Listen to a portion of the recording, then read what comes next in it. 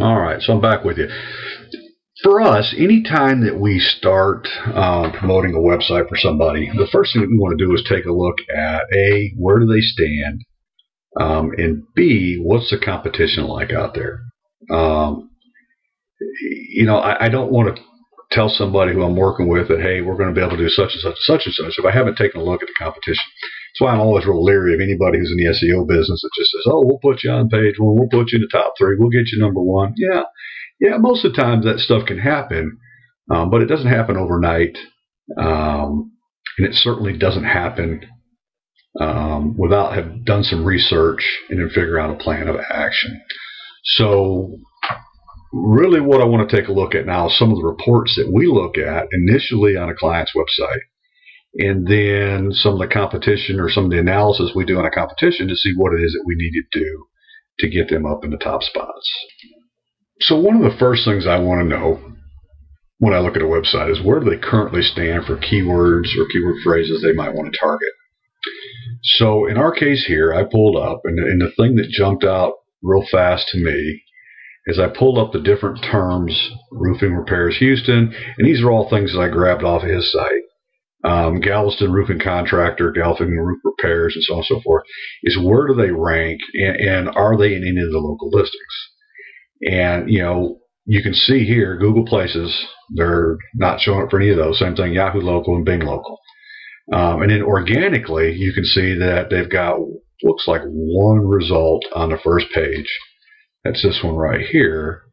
And then Bing and Yahoo, not so much.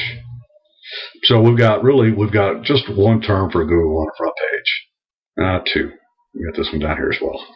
So that tells me that we've got a little bit of work ahead of us. So that's a quick review, just a real quick take a look and see what we have. Okay, I think that's all that we need on this one. Another tool that I use gives me information on Google Places. And because we've seen the importance of Google Places and ranking up at the top, I want to know who's up there and what am I going to have to do to beat them. And I have lots of toys that we use that gives me a lot of information. This is just one of them. And this shows me who's in the top spot. So we have the Places pages here. Let's get rid of number 0. Sorry about that. The joy of being popular, I guess. So what this does is this gives me the top 10 spots. Actually, it gives me a lot more than that. But for Google Places, what I want to look at is who is where and what is it that I need to do to beat them. So this shows me the titles, and I don't care about this. This actually shows me the particular websites that I'm competing against. And you'll find most of these guys have done some work with their sites, so they're going to show up for most of the Houston, Galveston related type search phrases. It gives me their address, phone numbers, domain, and I haven't pulled all this data, but I can. It will give me all of the ranking information, the authority status. It gives me everything that I need to know when I go in there. Some of the other things that I can find out, is the owner verified? If I go in there and check, yes, no. I can get their email addresses. How many reviews do they have?